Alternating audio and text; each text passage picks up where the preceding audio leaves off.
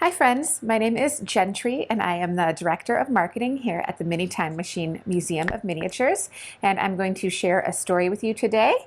You might recognize the tale. It is based on the story of Little Red Riding Hood, but this version is Little Red Ruthie, a Hanukkah Tale, and I will be reading it in front of our Kupjack Georgian Dining Room, which is currently decorated for Hanukkah during a wee winter wonderland. This story was written by Gloria Koster with pictures by Sue Eastland. It was a chilly winter in the northern woods, but Ruthie did not mind. Every year, she and her grandmother made latkes together for Hanukkah. Today, she was on her way to Bubby Bosch's house on the other side of the forest. Ruthie was taking sour cream and applesauce to go along with the yummy potato pancakes they would make. She carefully packed her basket and kissed her mother goodbye. "Stay safe, my little red Ruthie, and stick to the path." "I promise, Mommy," she said. She skipped along the trail. Snow began to fall. Soon a white blanket covered the ground, causing Ruthie to lose her way. Suddenly, something jumped out from behind a tree.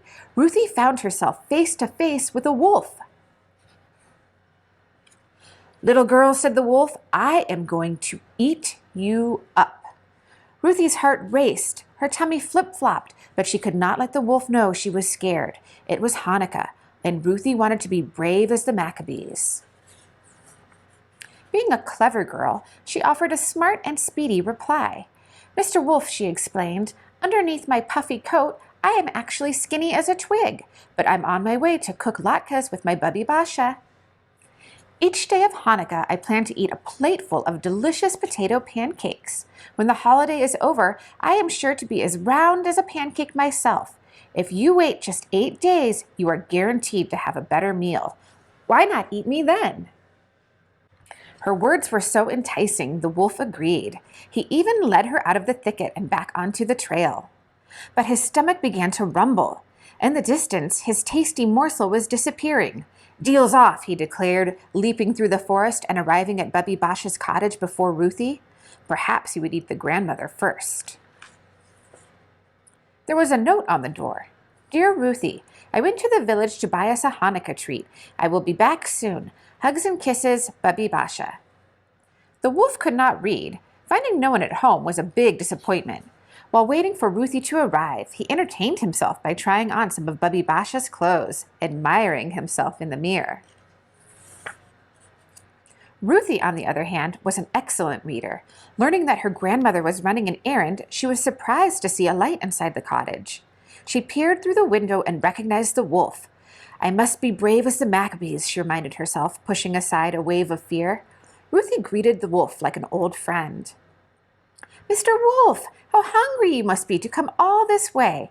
Before you gobble me up, allow me to fry up a platter of luscious latkes. Once I am gone, you won't have the chance to enjoy their heavenly taste." That sounded delightful, but the wolf was used to eating his food raw. "Hurry up," he demanded, "and skip the frying part." "We can't," Ruthie insisted. "A latke is not a latke unless it's fried." Oil is very important to the Hanukkah story.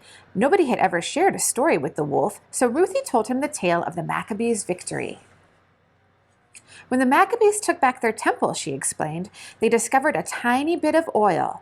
Nobody believed it could provide light for more than 1 day, but it lasted for 8 days. That is the Hanukkah miracle, and that is why you must wait while I prepare a treat that is crispy on the outside and silky smooth on the inside. The wolf was an impatient sort, but he agreed. He even sat down at the kitchen table where Bubby Basha had already laid out the ingredients: potatoes, onions, eggs, and flour. Ruthie was thankful for all the times she and her grandmother had made latkes together, but could she make them on her own? As she worked, Ruthie found she remembered the entire recipe by heart. Soon, the irresistible aroma of the sizzling latkes filled the room. "Aren't they ready yet?" whined the wolf. By the time Ruthie served him a stack of potato pancakes, drool was dripping down his chin. He ate a plateful, and then another, and then another.